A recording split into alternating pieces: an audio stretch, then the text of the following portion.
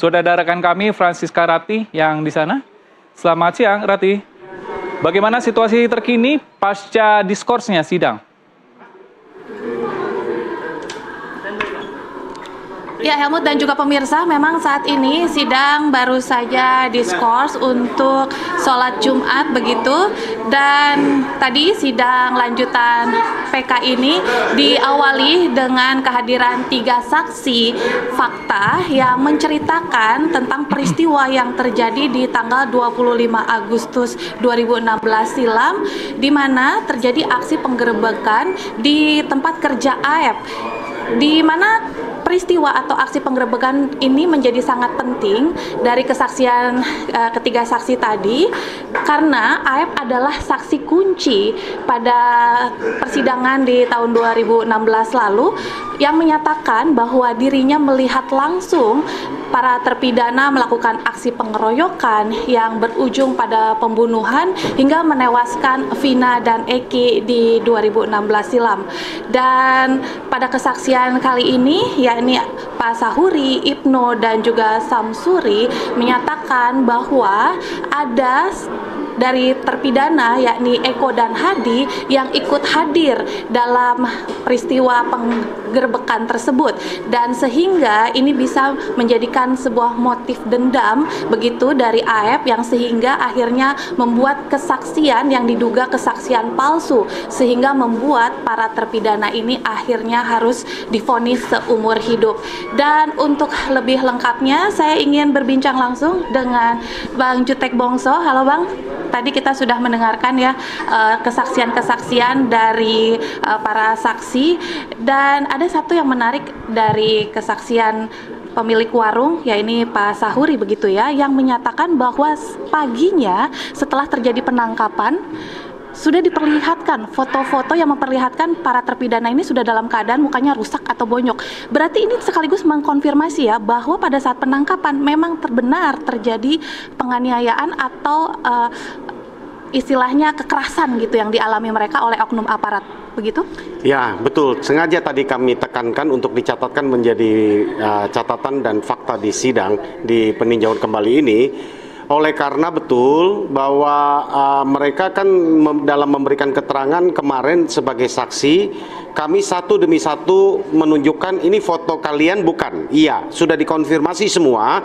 Dapat kami pastikan foto yang kami tunjukkan bukan foto rekayasa, bukan foto editan, dan itu bukan foto yang ditemukan atau diada-adakan, tapi benar peristiwa, dan itu foto mereka dan sudah dikonfirm oleh yang bersangkutan sendiri. Itu yang pertama. Yang kedua adalah foto itu juga sudah dikonfirm oleh saksi lain. Ya, dan hari ini kami konfirm kembali kepada Pak Sahuri, pemilik rumah makan yang ada di depan tempat cuci mobil depan Aib dan Dede, bahwa satu hari, tepatnya tanggal 1 September 2016, satu hari setelah mereka ditangkap, ternyata dia juga melihat foto tersebut. Dapat kami pastikan bahwa keadaan mereka dan berubah menjadi babak belur seperti yang ada di foto hanya dalam satu hari, dari 31 Agustus 2016 sampai 1 September 2016. Jadi pasti bukan di Polda Jabar atau di tempat lain, sudah kami pastikan ya melalui fakta persidangan hari ini. Ya, silakan Pak Bareskrim atas laporan kami kepada Bapak Rudiana dan kawan-kawan sekali lagi yang sudah berjalan. Fakta-fakta yang hadir di persidangan ini saya pikir sudah cukup bukti yang sangat kuat untuk menaikkan status dari Pak Rudiana menurut saya ya, dan kawan-kawan. Baik, selain tadi sudah terkonfirmasi terkait foto bahwa memang benar ada kekerasan pada saat penangkapan, selain itu juga terkonfirmasi ada kemungkinan begitu ya, dugaan motif yang menyebabkan kenapa AF mau memberikan kesaksian yang diduga kesaksian palsu gitu terkait peristiwa tersebut, dan itu sekaligus mensinkronkan terkait kesaksian alibi atau fakta yang kemarin sudah dihadirkan begitu ya? Ya, jadi terkait dengan saksi yang lain juga mengkonfirmasi dugaan kami. Kenapa Aib menyebut nama mereka waktu didatangin oleh Pak Aibtu Rudiana saat itu pada tanggal 31 Agustus 2016? Rupanya terkonfirmasi betul menurut para terpidana. Kemarin juga kami tanyakan peristiwa tanggal 25 Agustus 2016 ini sangat penting karena ini kami anggap menjadi dasar ya dugaan kami bahwa ada peristiwa yang mendahului sehingga Aib ini menyebut nama mereka. Kenapa kami munculkan? Ini bukan hanya sekedar dugaan, oleh karena Dede, saksi yang mengatakan bersama-sama dengan Aib waktu memberikan keterangan kepada Pak Rudiana tanggal 31 Agustus 2016, Dede ini sudah mencabut keterangannya dan mengatakan itu bohong dan sekaligus terkonfirmasi bahwa Dede mengatakan dia diminta tolong oleh Aib menceritakan itu dan pengakuannya Aib kepada Dede adalah bahwa Aib dendam kepada mereka atas peristiwa penggerbekan tanggal 25 Agustus 2016 tersebut. Jadi terkonfirmasi. Habis ini kami akan hadirkan Dede untuk kita berikan dengarkan kesaksiannya. Kita akan konfirmasi apa betul apa tidak. Sekali lagi teman-teman di Bareskrim Mabes Polri, apa yang kami hadirkan di fakta persidangan ini membantu bapak-bapak menghadirkan barang bukti, menghadirkan fakta yang sebenarnya, karena ini ada terpisah ya, karena ini terpisah dari keputusan yang sudah inkrah bahwa ini mereka dibawa sumpah di depan pengadilan, jadi sama kuat keterangan mereka saat ini bahwa mereka mencabut. Artinya ada, kalau sudah dua keterangan yang dinyatakan di dalam putusan sidang, lalu saat ini mereka memberikan juga di bawah persidangan, tentu ada salah satu yang benar dan salah satu yang bohong ya. Yang kami pastikan Aib dan Dede tahun 2016 yang lalu di dalam persidangan mereka tidak dihadirkan.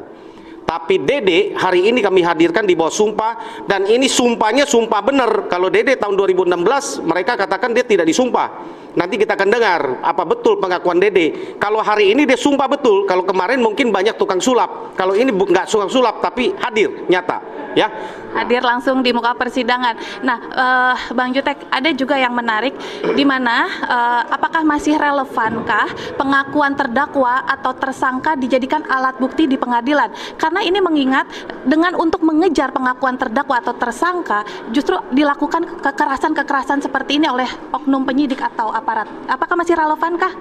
Inilah yang kami perjuangkan bersama dengan Bang Oto dan juga teman-teman di Dewan Pimpinan Nasional Pradi selaku pengacara yang sama-sama penegak hukum.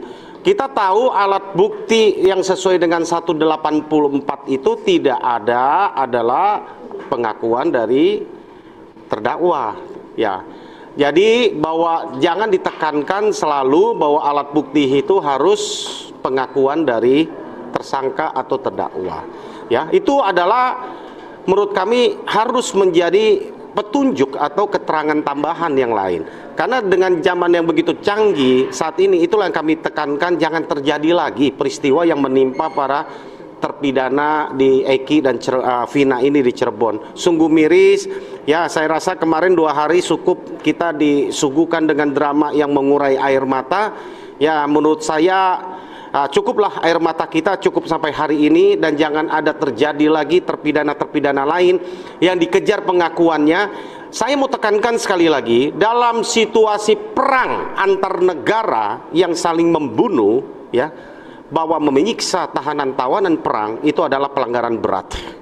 Apalagi ini menyiksa orang untuk mendapatkan pengakuan ya. Sudah disampaikan di dalam ilmu perang ya, ada mereka aja ketika perang itu ada etika ya, seperti orang terjun payung, ketika itu belum mendarat di kaki di bawah tanah, kakinya belum ini, itu nggak boleh ditembak di udara ketika mereka terjun payung itu etikanya di dalam situasi perang dan angkatan bersenjata yang dilatih untuk membunuh ya. Bagaimana aparat negara yang katanya harus melindungi masyarakat melakukan demikian? Ini kita stop lah. Toh ini oknum menurut saya bukan melibatkan institusi. Sehari loh, dalam tadi terkonfirm 31 Agustus mereka ditangkap, 1 September sudah babak belur oleh oknum. Itu oknum itu dong yang dibasmikan. Jangan sampai menyeret institusi Mabes Polri atau Polri yang begitu besar. Kami mencintai Polri, kami tidak ikhlas Polri itu dirusak oleh hal-hal yang demikian. Begitu baik, tanpa polisi rusak negara ini. Tanpa polisi kita nggak akan bisa jalan-jalan di jalan raya. Pasti begitu banyak kekacauan dan ketertiban. Kita sangat mencintai negara, mencintai polisi. Tapi oknum-oknum yang merusak institusi ini harus segera diselesaikan. Itu sebabnya kami dukung dengan kesaksian dan fakta yang sudah terungkap. Itu tidak sulit saya rasa untuk menyelesaikan hal ini. Begitu demikian. Ya, baik, tentunya kita juga menunggu ya bagaimana nanti pengakuan dari terdakwa atau tersangka bukan lagi menjadi barang bukti yang utama begitu ya, tapi hanya sebagai tambahan saja. Karena ini tentunya berhubungan tadi ya dengan adanya dugaan-dugaan kekerasan dan penyiksaan. Saya mau tambahkan demikian, bahwa sekali lagi ya, keterangan-keterangan yang diberikan di dalam persidangan PK ini adalah di bawah sumpah. Kalau ada yang merasa perkataan mereka tidak benar, proses mereka di dalam kesaksian palsu, memberikan keterangan palsu di bawah sumpah. Ini mereka punya tahu dan mereka sudah kami ingatkan di bawah sumpah, konsekuensinya ada, hukumnya ada. Dan mereka siap. Artinya keterangan ini dapat dipercaya, bukan ciptaan, bukan karangan, tetapi fakta yang kami hadirkan. Terima kasih. Dan terakhir, Bang Jutek, tadi juga sempat terjadi sanggahan begitu ya, terkait keinginan atau permintaan untuk dihadirkannya di TKP gitu persidangan ini, dan juga barang bukti yang juga dihadirkan permintaan dari tim kuasa hukum, bagaimana? Ya, memang kemarin Bang Otto Hasibuan kan meminta untuk kita adakan pemeriksaan setempat ya, persidangan setempat.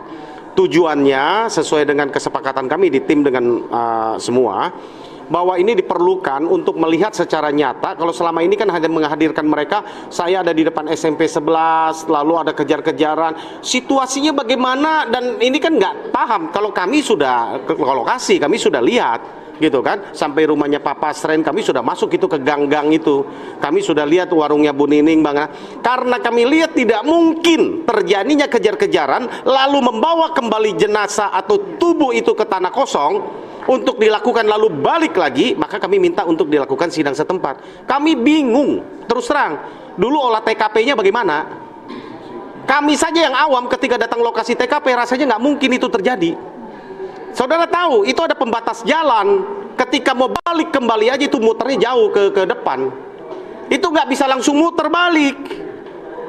Dan itu hal-hal ini kan nggak muncul di dalam persidangan. Jadi menurut saya, ya ada baiknya mari kita buka mata kita, melihat fakta yang ada, kecuali hati hati nurani kita sudah tertutup, kita ingin mempertahankan ini sampai ke liang kubur dan tidak mau membuka kebenaran ini oleh karena keegoan kita, ya terserah. Tapi saya yakin ya, majelis hakim di Mahkamah Agung yang mulia ya tentu mempunyai pertimbangan, masih kita bisa harapkan untuk menegakkan keadilan bagi Indonesia. Baik, terima kasih banyak Bang Jutek Bongso dan juga tentunya tim kuasa hukum.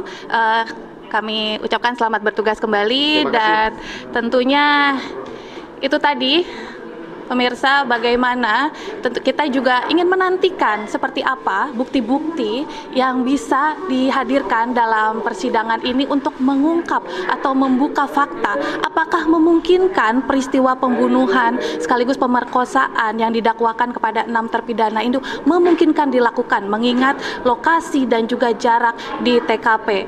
Dan sesudah break nanti juga akan ada kehadiran saksi kunci yang sangat penting untuk disimak, di mana saksi Dede yang sebelumnya juga turut bersama-sama dengan Ayep menyatakan bahwa melihat langsung peristiwa pembunuhan dan pemerkosaan yang dilakukan oleh 6 terpidana, lantas mencabut kesaksiannya dan menyatakan bahwa dirinya menyatakan kesaksian palsu. Dan hari ini untuk pertama kalinya Dede akan menceritakan sebenar-benarnya di bawah sumpah di ruang persidangan yang mulia ini. Demikian, kembali ke studio. Baik, terima kasih Francisca Rati, jurnalis NTV yang melaporkan langsung dari PN Cirebon, Jawa Barat. Selamat bertugas kembali.